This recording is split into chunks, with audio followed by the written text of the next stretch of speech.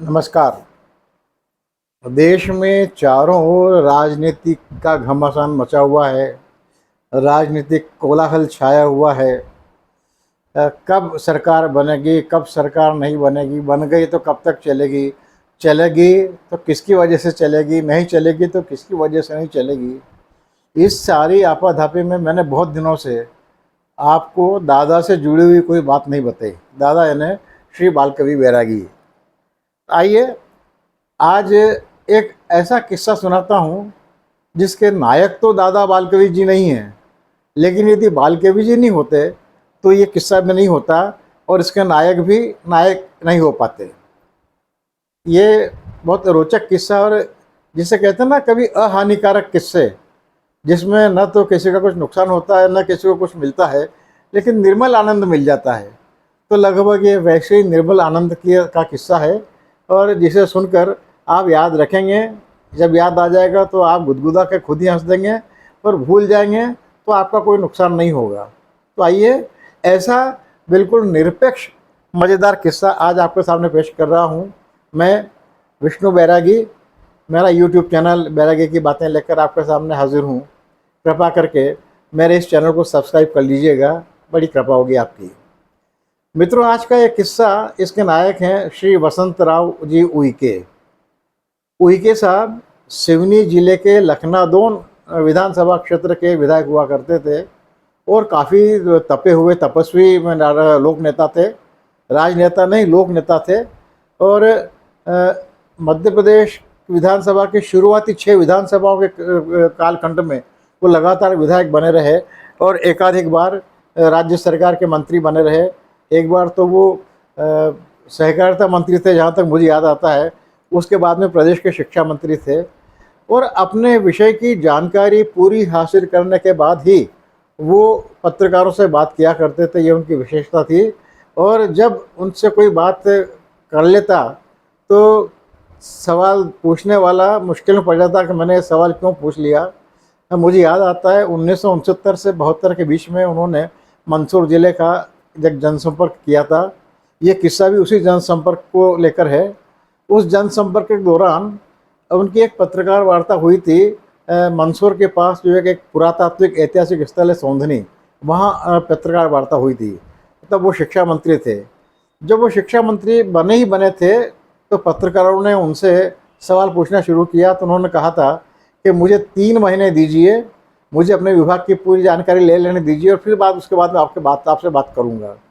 और 3 महीनों के बाद में जब उइके साहब पत्रकारों के सामने आए तो पत्रकारों के छक्के छूट गए, पसीने छूट गए, और स्थिति हो गई कि जब तक कि कोई बड़ी सनसनीखेज घटना नहीं हो तब तक पत्रकार लोग उइके साहब से बात करने से कतराया करते थे। सौंधनी वाली उस पत्रकार वार्ता में मैं उपस्थित था, और एक सवाल पूछा था एक पत्रकार ने प्रदेश की शिक्षा नीति या शिक्षा व्यवस्था या स्कूल की स्थित दशाओं को लेकर। तो उस एक सवाल के जवाब में उइके साहब लगातार पौन घंटे तक लगातार बोलते रहे, और हम सब पत्रकार से एक दूसरे का मुंह देख रहे थे। हमारे चेहरे पर हवैया उड़ रही थी, और हम परेशान थे कि हे प्रभु, इस पत्रकार ने क्या गलती कर ली। ऐसा लग रहा था जैसे उस वक्त पे कंप्यूटर नहीं थे, और लगा था कि कोई मशीन या कंप्यूटर आंकड़े उगले जा रहा है। और प्रदेश में जब एक सवाल के जवाब में उन्होंने इतने जवाब दिए कि किसी के पास पूरक प्रश्न और दूसरे प्रश्न की कोई गुंजाइश नहीं बची थी। उसी दौरे का किस्सा है ये जो मैं आज आपको सुना रहा हूँ। उन्हीं उइके साहब के बारे में। ये बहुत अपने विषय के पकड़ के, अपने विभाग की पकड़ के बारे में वो लाजवाब आदमी थे। अपना आप में अकेले अनन्वय अलंकार के अनूठे उदाहरण थे। उइके साहब जैसा केवल उइके साहब थे, दूसरा उनके जैसा कोई नहीं होता था। ये बात है 1969 से 72 के बीच की।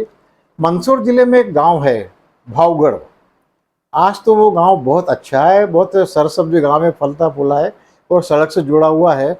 और शायद राजस्थान से जुड़ा होने के कारण वहाँ पर सरकारी कर्मचारी विभिन्न विभागों के पद स्थापनाओं के लिए, ऐसा सुनता हूँ कि वहाँ के लिए लोग रिश्वत देते हैं। लेकिन जिस कालखंड की मैं बात कर रहा हूँ, उस कालखंड में वो भावगढ़ मंदसौर जिले का काला पानी हुआ करता था।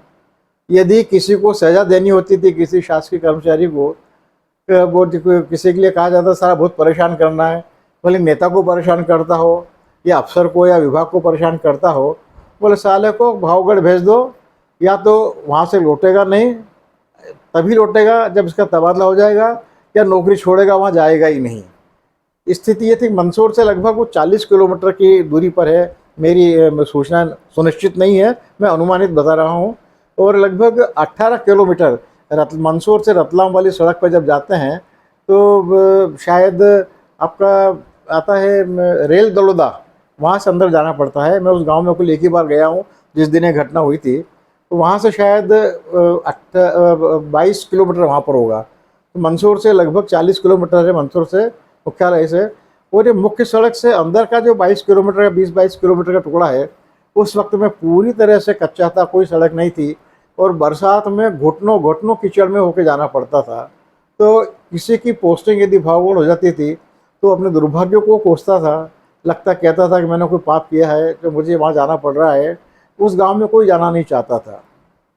उस गांव में उस वक्त में था मिडिल स्कूल। दादा सूचना प्रकाशन विभाग के राज्य मंत्री थे। वहाँ के लोगों ने एक बार उनसे आग्रह किया कि आप हमारे यहाँ के मिडिल स्कूल को हायर सेकेंडरी स्कूल में पदोन्नत करवा दें, अपग्रेड करवा दें। तो दादा ने कहा देखो, दादा का विभाग ऐसा विभाग था जिसमें वो किसी भी नागरिक का कोई निजी काम या गांव का कोई काम करवा नहीं सकते थे। सूचना प्रकाशन विभाग का काम ऐसा काम है जो कोई नज़र नहीं आता, लेकिन सारी सरकार पे छाया रहता है। तो जो भावगढ़ के कांग्रेस कार्यकर्ता और गांव के लोग वहाँ पर आए हायर सेकेंडरी स्कूल की मांग करने के लिए, तो दादा ने कहा कि मैं शिक्षा मंत्री उइके साहब को भावगढ़ ला देता हूँ, फिर आप लोग वहाँ बात कर लेना, देंगे तो वही देंगे आपको स्कूल, नहीं देंगे तो फिर कोई नहीं दे सकता। गांव वालों ने कहा कि ठीक है, आप लोग ले आइए, हम उनसे बात कर लेंगे। तो भावगढ़ दौरा तय हुआ उइके साहब का। और जब भावगढ़ पहुँचे उइके साहब, तब पूरा गांव जैसे दुल्हन की तरह सजा हुआ था। गांव की कोई गली ऐसी नहीं थी जहां पर रंगीन झंडियां नहीं बांधी गई हों, और हर गली में उइके साहब का जुलूस निकाला गया, और हर गली में उइके साहब को फूल मालाओं से लाद दिया गया। उन्हें खूब साफे बंधवाए गए, मंच पे भी साफे बंधवाए गए, और इतना शानदार स्वागत किया गया कि आप यूँ समझ लीजिए कि सारी प्रशासकीय व्यवस्थाओं को भूलकर, लोक लाज में ही मान लीजिए आप, उन अब स्वागत से अभिभूत होकर ही समझ लीजिए उइके साहब ने वहाँ हायर सेकेंडरी स्कूल शुरू करने की घोषणा कर दी। खूब तालियां बजी, लोगों ने खूब महिलाओं ने बधावे गाए उस दिन कि हमारे गांव में इतना अच्छा काम हुआ है, गांव की एक बहुत बड़ी मांग पूरी हो गई है, हमारे बच्चों को अब दूर नहीं जाना पड़ेगा। तो बधावे, महिलाओं ने बधाव गए, जो जल कलश लेकर उनका स्वागत किया था। ये तो या और बाद में बरसों तक उइके साहब उस स्वागत को याद करते रहे। सारा कार्यक्रम हो जाने के बाद में भोजन की व्यवस्था भी, दोपहर का भोजन वहीं था। तो भोजन में आज का आपने बड़ा नाम सुना होगा, मालवा के दाल बाफले। आज तो बाफलों का व्यापारीकरण हो गया है, और कई होटलें इंदौर की या बड़े शहरों की केवल बाफलों के भोजन की वजह से ही चल रही है। और आज बाफलों को घी में बड़ा तरबतर रखा जाता है व्यापारीकरण के नाम पर। लेकिन उस वक्त आज से लगभग 55 बरस पहले इतनी दिखावा नहीं हुआ था, लेकिन फिर भी बाफलों में घी बहुत सामान्य से अधिक होता था, और इतना अधिक होता था। और बाफले खाने के बाद में आदमी को बड़ी एक जो नींद की झपकी आती थी, वो इतना प्रचुर होता था। उसकी घी, आजकल तो उसमें सूखे मेवे भी डाले जाते हैं, तो घी उसमें इतना होता था, और खाना खाने के बाद में बहुत प्यास लगती थी, आंखें अपना मुंद जाया करती थी। तो वो मैंने अपनी आंखों देखा, वैसा मैंने पहली बार देखा था। जैसे कढ़ाई में चाशनी में गुलाब जामुन तैरते हैं मित्रों, उस तरह से भावगढ़ के लोगों ने घी की कढ़ाई में, मैंने बड़े बड़े बाफले इस साइज के, एक पंजे की पकड़ में नहीं आए, इतने बड़े बड़े आकार के बाफले घी की कढ़ाई में तैरते हुए मैंने वहाँ देखे थे। भोजन की पंगत लगी, सबने नीचे बैठ के ही भोजन किया था। तो जब उनके सामने बाफला आया तो पूरा बाफला नहीं परोसा जाता था, आज भी नहीं परोसा जाता है, आधा बाफला करके परोसा जाता है। तो आधा बाफला उनकी पंगत में पत्तल पर रखा गया, उसके साथ पत्तल पर दाल, कढ़ी वगैरह जो भी बाकी व्यंजन थे साथ में, लेकिन मुख्य भोजन था दाल और बाफला। उइके साहब ने जीवन में पहली बार बाफले चखे थे। उन्होंने जैसे बाफला चखा तो उन्हें बड़ा मज़ा आ गया। उन्होंने बहुत ही प्रसन्नतापूर्वक, मुदित मन से, जिससे कि ये पूरी प्रसन्नता से वो आधा बाफला खा लिया, और बाफला मांगा। तो जब बाफला परोसने वाला आया तो दादा ने उससे कहा कि इस बार आधा नहीं, एक चौथाई बाफला रखना। एक चौथाई बाफला रखा। उनके साहब को बहुत अच्छा लगा। बड़े सपट्टे से उन्होंने वो एक चौथाई बाफला भी जीम लिया। यानी उन्होंने पौन बाफला, जो मुट्ठी के पकड़ में नहीं आए, इतने बड़े आकार का एक पौन बाफला उन्होंने जीम लिया था, उदरस्त कर लिया था। उन्होंने और बाफला मांगा तो दादा ने उन्हें टोका कि भाई साहब इतना पर्याप्त है और आप स्वाद में ले रहे हैं, लेकिन ये परेशानी पैदा हो जाएगी, आप और मत लीजिए। तो उनके साहब ने बहुत डांटा।